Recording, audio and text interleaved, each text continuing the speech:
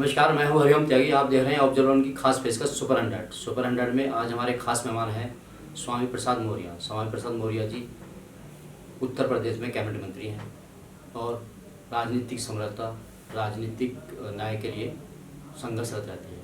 मौर्य जी, आपका इस प्रोग्राम में बहुत बहुत स्वागत है। बहुत बहुत धन्यवाद त्यागी जी।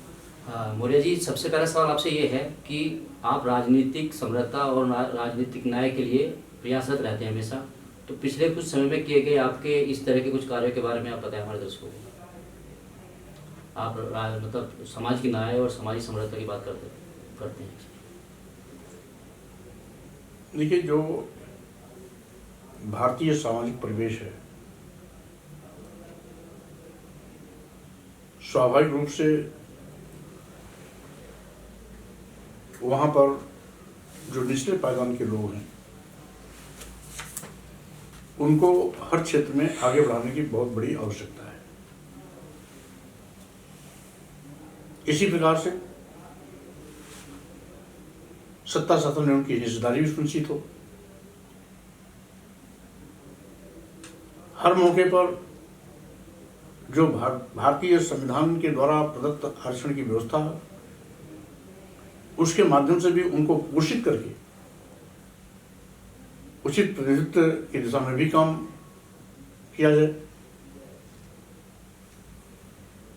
और अन्य प्रकार की जो वेलफेयर स्कीम्स हैं उनसे भी उनको लाभान्वित किया जाए, जिससे कि जो असमानता है वो खत्म हो चुका। एक लंबे अरसे तक जिस सामाजिक व्यवस्था के चलते उनको पीछे होना पड़ा, वो भी सबके बराबर खड़े हो सके, उनको भी सबके बराबर का सम्मान, स्वाभिमान, हकदार बनने का मौका मिले। साथ ही साथ वो सब कुछ संभव है लोकतंत्र में राजनीतिक हिस्सेदारी से, जिसके लिए निरंतर हमारी कोशिश रहती है कि जो अनुसूचित जाति, अनुसूचित जनजाति या पिछड़े वर्ग के लोग हैं, समानुपातिक हिस्सेदारी टिकट के बंटवारे में भी हो, विधानसभा हो या लोकसभा, और साथ ही साथ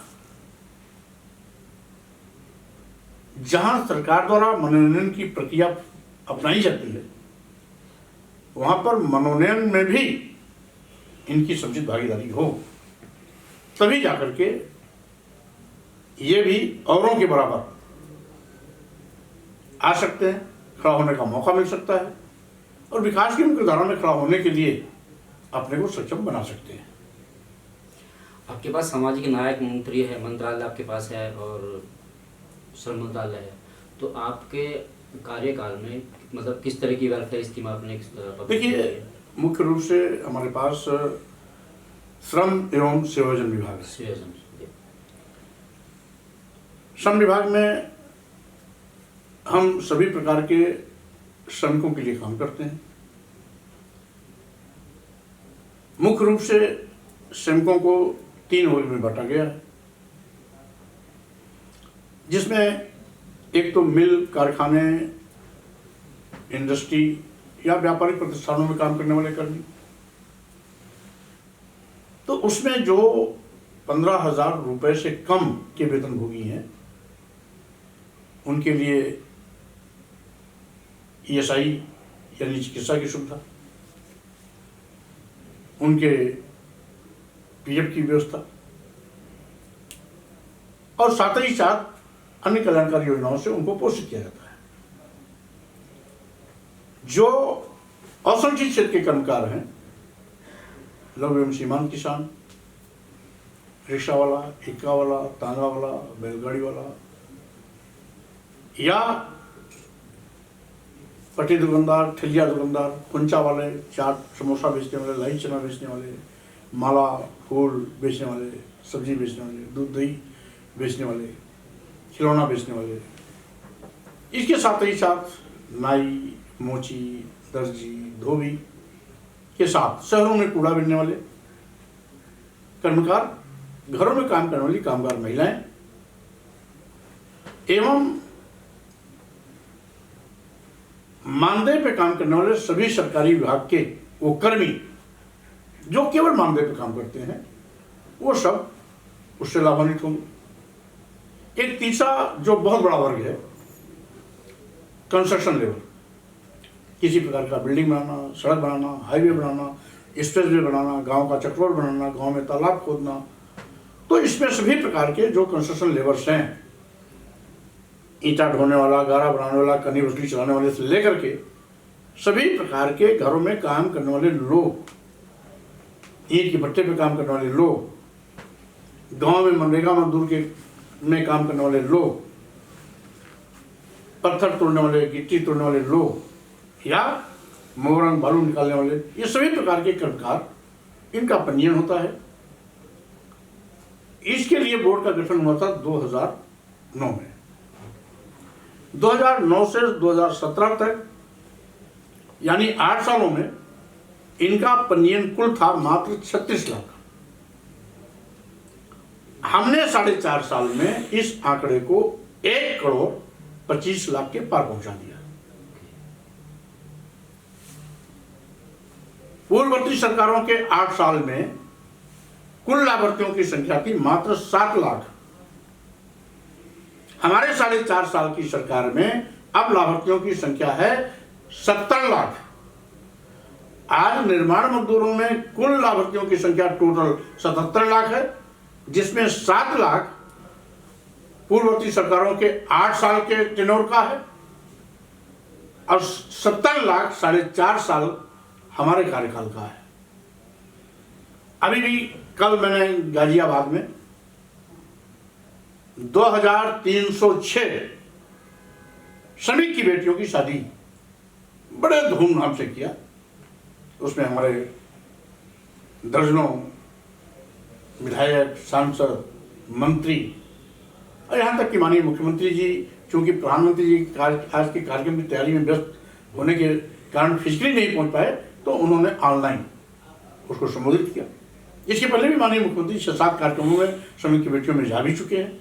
अभी अयोध्या में 26 नवंबर को 4000 जोड़े हम शादी करने जा रहे हैं श्रमिक की बेटियों की, वहां माननीय मुख्यमंत्री जी भी पहुंचेंगे। तो इस तरीके से श्रमिकों के लिए आज हमने 17-18 कल्याणकारी योजनाएं चलाई हैं। अभी जैसे पहले जितने शादियाँ होती थी उसमें जनरली जो हिंदू लोग थे या दलित लोग थे उन्हीं के जोड़े होते थे। इस बार शायद मुस्लिम जोड़े भी उसमें थे। नहीं, हमारी जो भी योजना है वो श्रमिक की बेटियों के लिए है। शादी में तो श्रमिक की बेटी, श्रमिक हिंदू भी हो सकता है, श्रमिक मुसलमान भी हो सकता है, श्रमिक बौद्ध भी हो सकता है, श्रमिक जैन भी हो सकता है। श्रमिक की कोई श्रमिक का श्रम ही धर्म है, वो किसी धर्म से और नहीं हम जोड़ते। तो आज जैसे कल गाजियाबाद में लगभग 1426 जोड़े हिंदू जोड़े थे, 812 जोड़े मुस्लिम जोड़े थे, 6 जोड़े बौद्ध जोड़े थे। तो सबके अपने अपने आकर के शादी कराने वाले उनके जो धर्मगुरु हैं वो थे। जहाँ हिंदू धर्म में हमारे पुरोहित लोग थे, वहीं पर मुस्लिम समाज का शादी कराने वाले काजी और मौलाना थे। बौद्ध धर्म के से जुड़े लोगों की शादी कराने के लिए पूज्य भिक्षु और भंतेगण थे।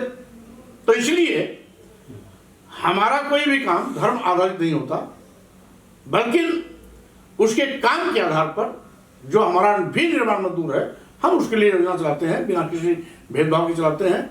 और यही नहीं, हर जगह सभी हिंदू, मुसलमान, यहाँ तक कि कहीं कहीं ईसाई जोड़े भी आते हैं, बौद्ध जोड़े रहते हैं। अभी मुरादाबाद में जब हमने 27 जोड़ा किया था तो वहाँ तो मुस्लिम जोड़े 1000 से भी ज़्यादा थे।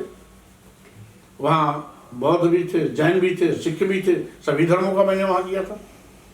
हिंदू जोड़े भी वहाँ लगभग 1500 थे। तो इसलिए हम किसी धर्म के आधार पर योजनाओं का लाभ नहीं देते, बल्कि उसका श्रम चरित्र है, उसके श्रम जैसे महत्वपूर्ण योगदान पर हम उसका मूल्यांकन करते हैं, उसका पंजीयन करते हैं और पंजीयन के आधार पर ही हम विभिन्न प्रकार की योजनाओं का उसे लाभ देते हैं। अच्छा, उत्तर प्रदेश में भाजपा पूरे चुनावी मूड में आ गई है और कयास ये चल रहे हैं कि मायावती जी चंद्रशेखर के साथ शायद टाई अप करके और चुनाव लड़ने का कुछ कर सकती हैं। उस पे आपकी जिम्मेदारी और ज़्यादा बढ़ जाती है, तो आपके पास में क्या स्ट्रेटजी है या कैसी योजना है कि जो उस को आप फाइट दे सके उनको? देखिए, भारतीय जनता पार्टी का मूल मंत्र है सबका साथ, सबका विकास, सबका विश्वास, सबका प्रयास। आज किसी एक जाति, किसी एक वर्ग, किसी एक धर्म के बलबूते पर बीजेपी सत्ता में नहीं, बल्कि सभी वर्ग समाज धर्म के लोगों का अपार स्नेह और साथ मिला। और इसीलिए जब पहले से हमारा वो मूल मंत्र है, उस मूल मंत्र पर सभी वर्ग समाज धर्म के लोग हमारे साथ खड़े हैं, तो चिंता हमें नहीं करनी। चिंता उनको करनी है जो राजनीति के अखाड़े से पैदल हो गए हैं, जिनका वजूद खत्म हो रहा है, जिनका अस्तित्व मिट रहा है, जिनकी राजनीतिक पहचान सिमटती जा रही है। ऐसे लोगों की चिंता है। भारतीय जनता पार्टी तो हर जगह बल्ले बल्ले है, हर जगह विजय परचम लहरा रही है। 2014 का लोकसभा चुनाव रहा हो, 2017 का विधानसभा चुनाव रहा हो, या फिर 2019 का लोकसभा चुनाव रहा हो, या फिर 2022 का विधानसभा चुनाव होगा, फिर से विजय परचम लहराएगा। इसलिए चिंता उनको करनी है जिनका अस्तित्व खतरे में है। अच्छा, पश्चिम उत्तर प्रदेश में जैसे किसान आंदोलन और कई सारी चीज़ें हुई, तो उससे लगता है थोड़ा सा डेंट हुआ है, मतलब बीजेपी को कुछ नुकसान होने की उम्मीद है। क्या उसके भरपाई करने के लिए कुछ रणनीति बना रहे हैं यहाँ पर पश्चिम यूपी में? किस तरह का मतलब? देखिए, इसमें कोई दो राय नहीं कि हमारा प्रदेश और हमारा देश कृषि प्रधान है। हमारी अर्थव्यवस्था की रीढ़ किसान है।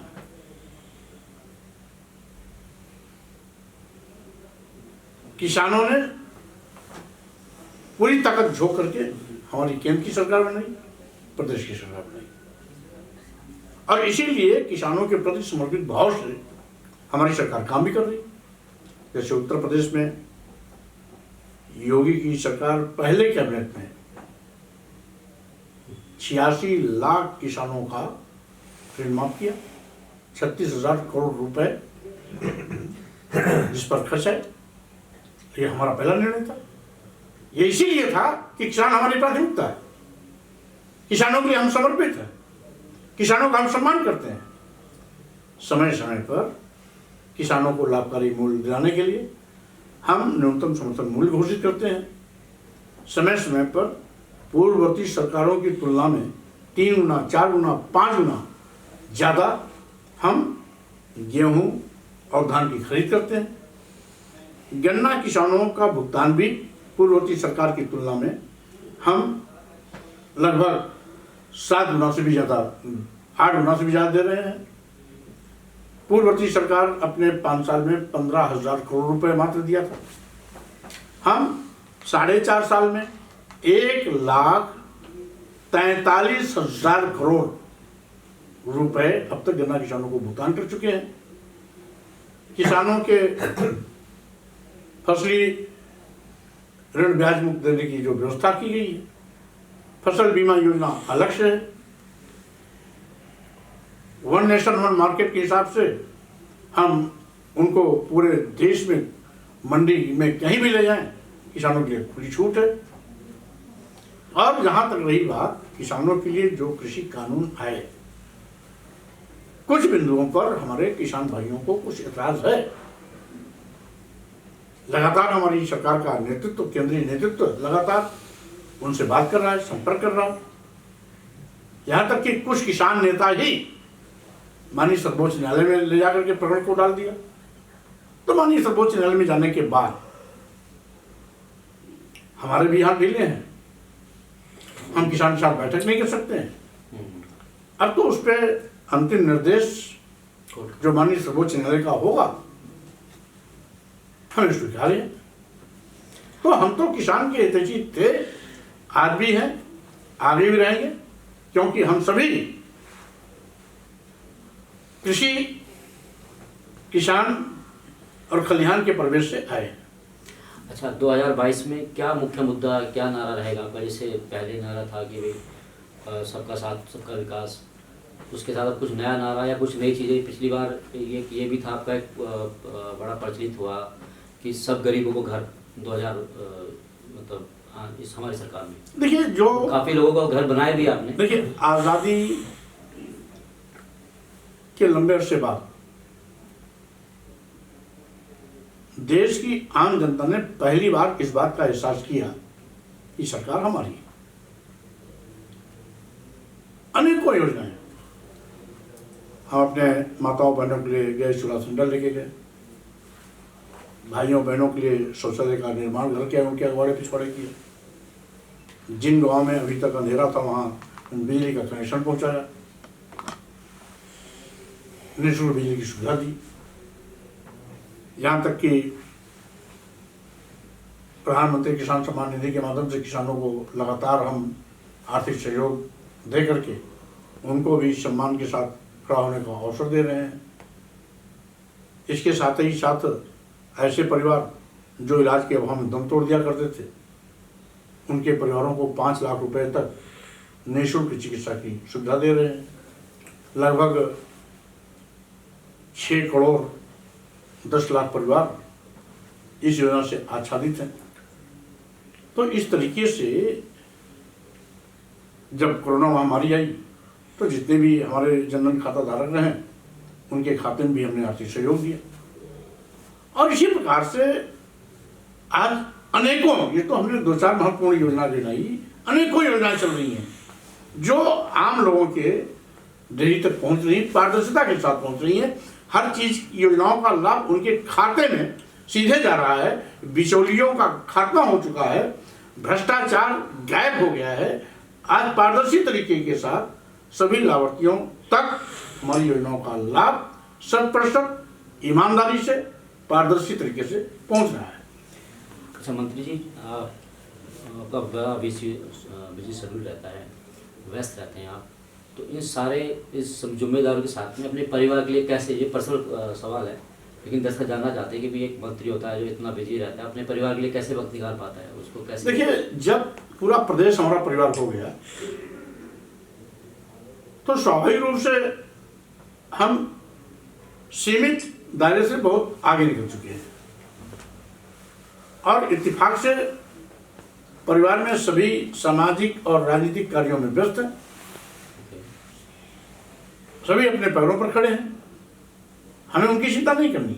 हमें तो जो जिम्मेदारी मिली है उत्तर प्रदेश सरकार के मंत्री के रूप में प्रदेश के श्रमिकों के जीवन स्तर को बेहतर बनाने के लिए, उनको विकास की मुख्यधारा में खड़ा करने के लिए और साथ ही साथ उनके परिवार को, उनकी बेटियों को, उनके बेटों को रोटी, कपड़ा, मकान, शिक्षा, स्वास्थ्य, सुरक्षा से जोड़ने के लिए हर संभव कोशिश कर हम उनके सम्मान में चार चांद लगा रहे हैं। और दूसरी ओर हमारे पास सेवाजन विभाग भी है। अभी मैं कल जा रहा हूँ मेरठ में, वहाँ पर एक बहुत बड़ा रोजगार मेला लगेगा जिसमें कम से कम 15,000 वैकेंसीज के सापेक्ष अभ्यर्थी आएंगे। कल मैं वहाँ शुभारंभ करने जा रहा हूँ। तो प्राइवेट है, गवर्नमेंट मिक्स? क्योंकि निजी क्षेत्रों में हम सेवाजन विभाग से दिया जाता है, सरकारी क्षेत्रों में तो विभिन्न प्रकार के हमारे आयोग हैं। कहीं लोक सेवा आयोग है, कहीं अधीनस्थ सेवा सेन आयोग है, कहीं हायर एजुकेशन बोर्ड है, तो कहीं इस प्रकार के अन्य सेवा के लिए सेवा के आयोग या बोर्ड बने हुए हैं। तो सेवाजन का काम तो अब तो निजी क्षेत्रों में रोजगार देना है। हमने अब तक 5 लाख से ज्यादा लोगों को निजी क्षेत्रों में रोजगार दिया है, जबकि पूर्ववर्ती सरकार 5 साल में मात्र 1,83,000 लोगों को रोजगार दी थी। हमने तो 4.5 साल में 5 लाख का आंकड़ा पार कर दिया। और उसी क्रम में कल मैं मेरठ में एक बृहद रोजगार मेले में जाकर के रोजगार नौजवानों को निजी क्षेत्रों में बड़े पैमाने पर रोजगार के अवसर दिलाने का काम करेंगे। तो कुल मिलाकर के हमें रोजगार, नौजवानों को रोजगार दिलाना और साथ ही साथ श्रमिकों के जीवन स्तर को बेहतर बनाने की जिम्मेदारी है। और जिसके लिए कल मैं श्रमिकों के लिए था गाजियाबाद में, आने वाले कल मैं रहूँगा बेरोजगार नौजवानों के लिए मेरठ में। अच्छा, आपने बहुत सारे सवाल हमारे जवाब दिए। आखिर में कुछ ऐसी बातें जो हमने नहीं पूछी हो और आप बताना चाहते हो, हमारे देश हो गए, अपनी सरकार के बारे में कुछ बताना चाहते हो तो आप बता सकते हैं। देखिए त्यागी जी,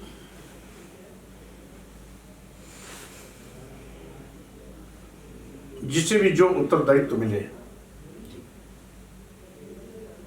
ईमानदारी से, लगन से उसका निर्वहन करना ही सबसे बड़ी पूजा है। आज हमें खुशी है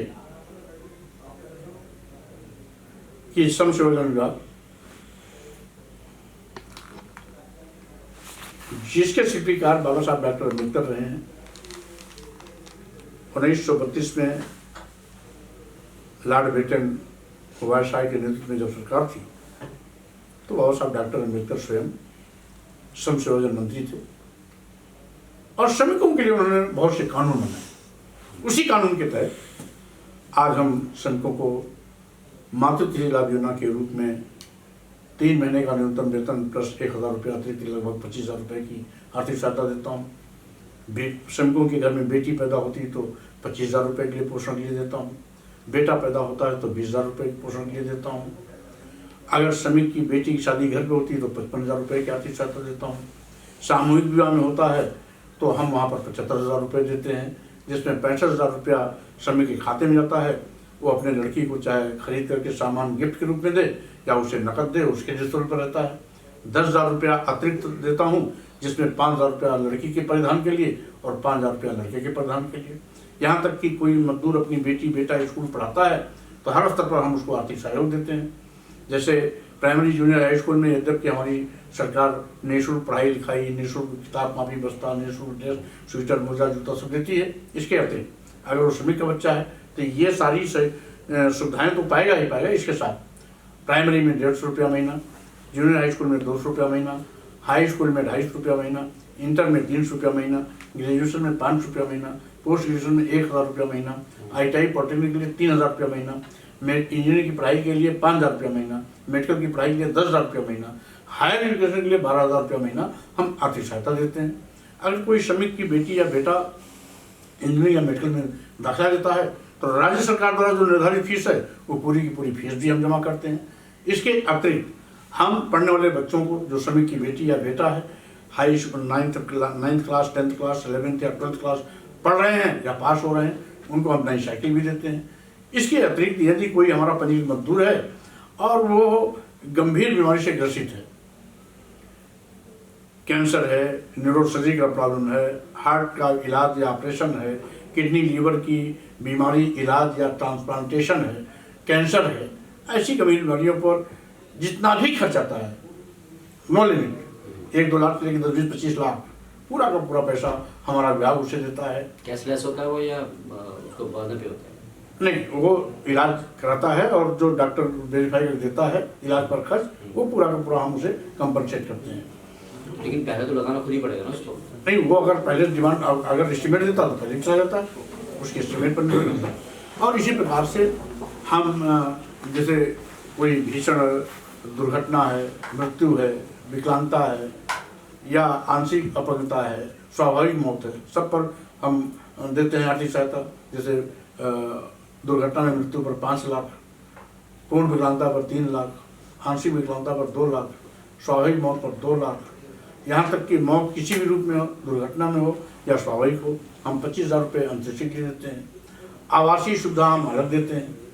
और इसके साथ ही साथ हम एक बहुत बड़ा काम श्रमिकों के बच्चों के लिए कर रहे हैं कि 18 मंडल हैं, हर मंडल में एक विद्यालय बन रहा है, अटल आवासीय विद्यालय। एक विद्यालय में 1,000 बच्चों के पढ़ने की क्षमता, 18 विद्यालय है, 18,000 बच्चे एक साथ पढ़ेंगे। और इसमें श्रमिक के केवल जो पंजीकृत से श्रमिक है, केवल उनके बच्चे पढ़ेंगे, जिनकी पढ़ाई लिखाई सब निःशुल्क, किताब कापी निःशुल्क, बस्ता सब निःशुल्क, उनका ड्रेस निःशुल्क, उनका हॉस्टल निःशुल्क, उनका भोजन चाय पानी नाश्ता निःशुल्क, यहाँ तक कि उसमें मिनी स्टेडियम भी होगा, यानी खेलकूद की सुविधा भी निःशुल्क। एक विद्यालय 12 एकड़ से लेकर के 15 एकड़ के बीच में बन रहा है। तो स्वाभाविक रूप से हमारी कोशिश है कि श्रमिकों और बेरोजगार नौजवानों के लिए इतना ज़्यादा हम कार्य कर दें कि उस रिकॉर्ड को कोई भी दूसरा कभी तोड़ नहीं सके। धन्यवाद मौर्य जी, आपने अपने बिजी शेड्यूल से थोड़ा सा हमें समय दिया, उसके लिए बहुत बहुत धन्यवाद। नमस्कार।